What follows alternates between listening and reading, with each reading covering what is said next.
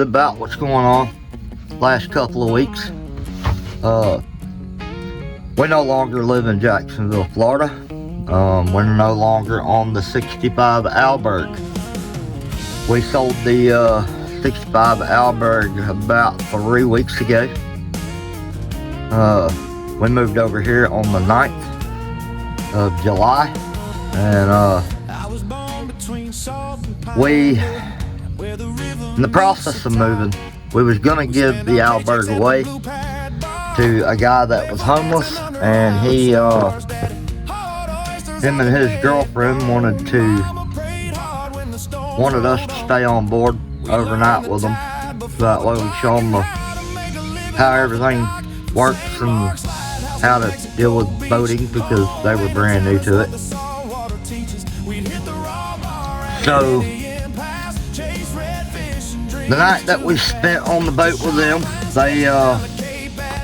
they were on deck.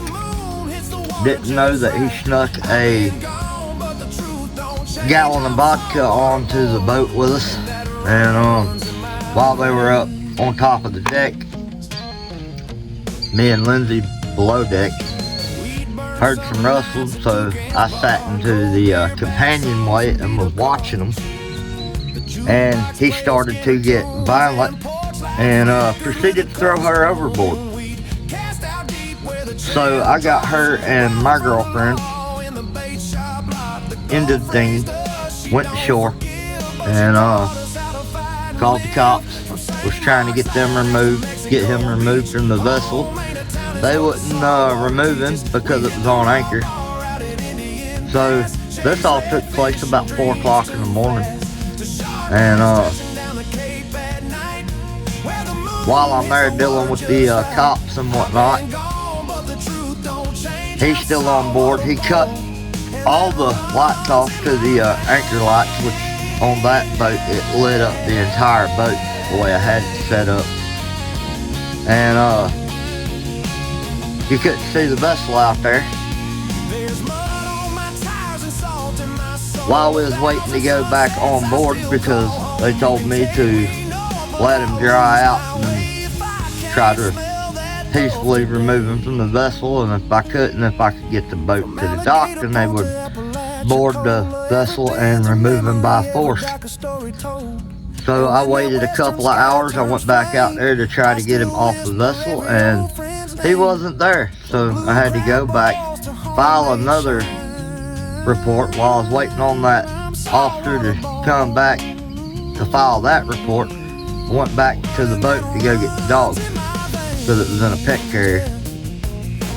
Well, as I was backing away from the vessel in the dinghy, the FWC popped up and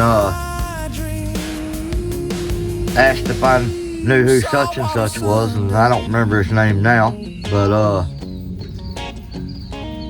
we all called him Buck, but his actual name, I don't really remember it.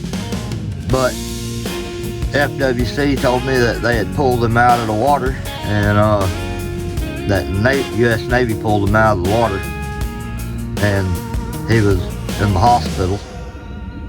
He was drunk and had seasickness. Now keep in mind, this man was in downtown Jacksonville, and when they plucked him out of the water, he was 8 mile upriver. Current was coming in, it was pretty swift, but he swam 8 miles. Navy pulls him out of the water. He goes to the hospital. FWC carries him to the hospital. I am heading back to shore. FWC pops up, talks to the officer, because he was there at the same time that FWC pops up. So FWC says JSO was handling the incident from earlier that morning, and they were doing an incident for a boating accident because they pulled the guy out of the water. Well, we didn't get in no trouble. He was fine. He spent 2 days in the hospital, and He got drunk. He was drunk and went to go take a leak and fell overboard. To what happens, what he says. I think what he did is cut out the anchor lights, thinking the Marine Patrol was going to board the vessel and pick him up. That he dove in and tried to swim to shore and just didn't make it to shore. Learned me a valuable lesson. Don't let nobody on the boat unless you know them. Or know that at least got boating sense. Valuable lesson learned. So, anyways, that morning, before we was getting ready to leave, while I was waiting on the officer, I was taking the scooter, gonna go to the store and go get a pack of cigarettes. Hat blew off my head, went to go grab it, not thinking. Lost control of the scooter and broke my hand. So everything's been kind of a slow go. But that was roughly about 3 weeks ago. It was on the night that the same day I moved over here. We got back to the vessel over here, started going through the stuff, cleaning it up and whatnot. We went from an Alberg 30 to a Wayfarer Islander 37. The other boat had about a 8-foot beam. This one here's got about an 11-foot beam, 10-foot beam, something like that. A lot wider, a lot longer, a lot more space.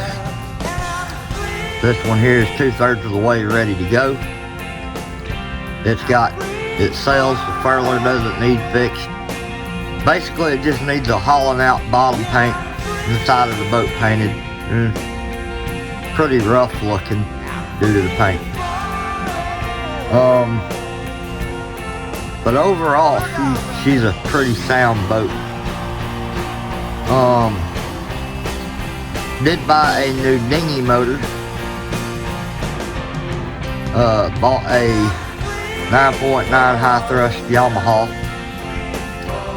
And I took it out a couple of times since I had the dinghy in the water. I got all the leaks in the dinghy fixed. And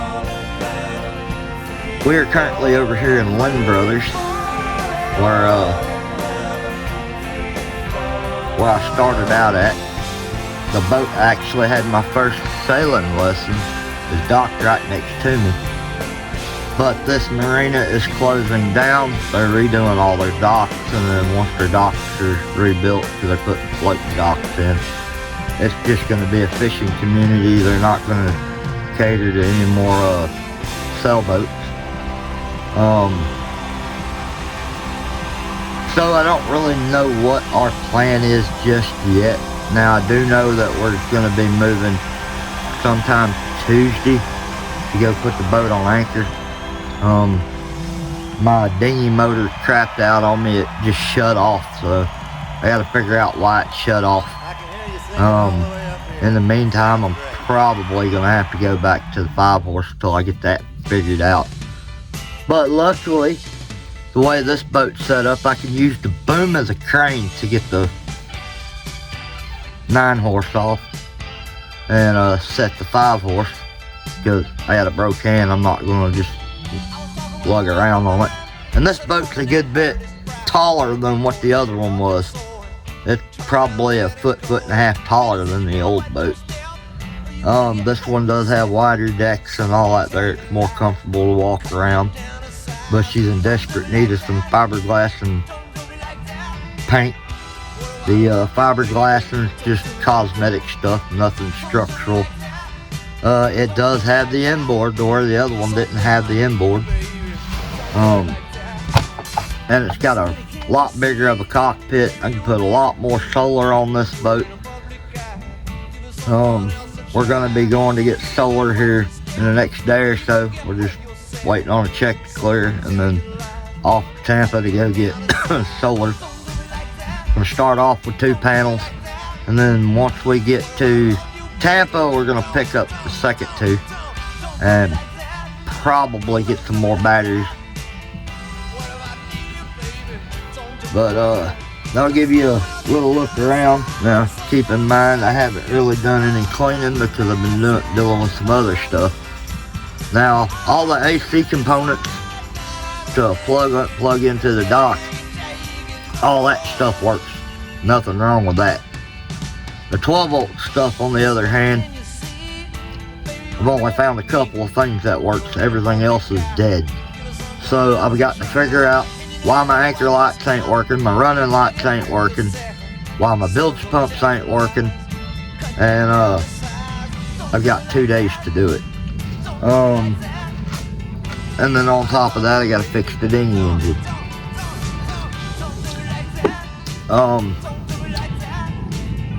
My friends of Sailing Crosswinds, they are on a 29-foot Pearson. It's like 29.8 foot. We are only 3 feet shorter than them, and the idea is to, when we push off out of here, we're gonna head south in the Gulf, head down through Clearwater, stop in Clearwater and see some friends that I've got there, and then when we leave there, we're gonna work our way down to Islamorada and meet up with my friends from Sailing Crosswinds. But in the meantime, I'm gonna try to dress the boat up a little bit, get it looking better. Redo the non-skid and try to dress up the side of it the best I can with it being in the water. And then after this season's over with, then we're planning to haul out, redo the bottom, pull the Perkins 4108 out, and change out all the through holes, and because there's some stuff that needs to be changed out to be able to do offshore stuff with this, and I'm gonna work on doing that. And then once I get all that stuff done, then we're gonna try to venture off and into other areas out of the state. Not really wanting to just sit in docks and marinas or just stay out on anchor. I want to get some sailing in. But I started out over here in Lynn Brothers about 6 years ago, and this is the boat that I started learning to sail on, and I'll give you a little peek of the area. So that's the boat that I got my first sailing lesson on. It's that guy's actually leaving out tomorrow and heading to Cedar Key.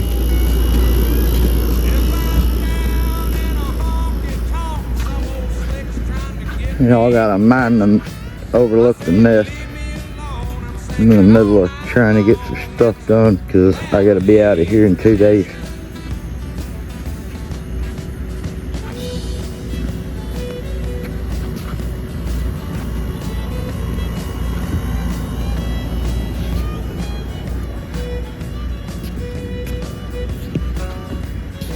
She needs some work.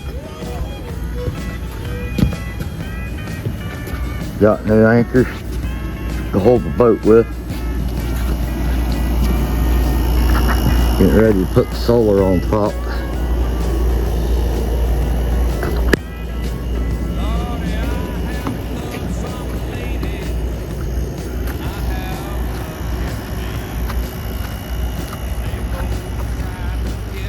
She's a 1967 Wayfarer Islander.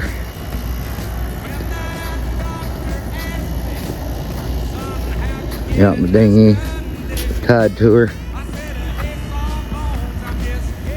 Yeah, she's in some desperate need of some paint. That's what I was talking about. She looks like she's in bad shape, but she ain't. It looks worse than what it actually is.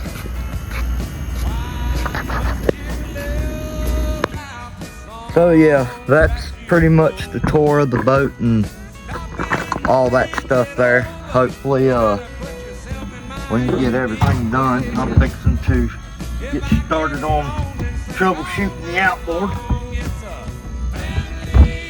So I'm hoping to move this vessel with the dinghy with that big motor versus having to do it with that small one.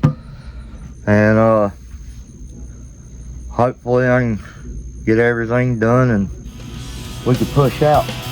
I'm hoping to push out beginning of next month, providing weather lets us. So y'all stay tuned. Well, I'm back over here at the Lynn Brothers where the boat's at. Left out at 6 o'clock this morning with Tampa, and picked up some solar. And figure I'd give you a look at what I got. Now, I'm gonna patch in some of the footage or whatever from when I took the dinghy out before the dinghy engine just shut off on me. Kind of give you an idea about how the new dinghy engine was performing. I'm really pretty well good with the overall aesthetic of the engine.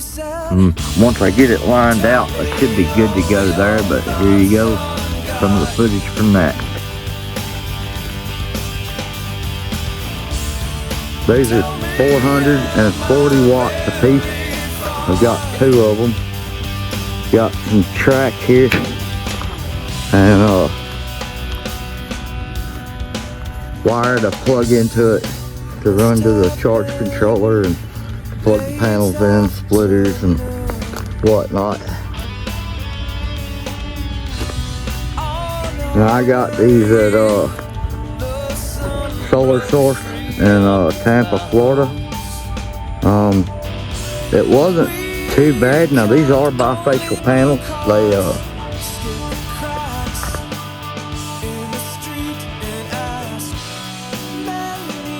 now when I get all that out of the truck tomorrow, I'll lay it all out and I'll get a video of it and see it all laid out in front of me. And then I'm gonna start working on getting it on the boat tomorrow. I've got to pick up self-tapping screws, and I've got to pick up self-tapping screws and some bolts. I got some U-bolts as well. So that's about it of it for tonight. Maybe I can get some footage of me putting this stuff together so you can see the process.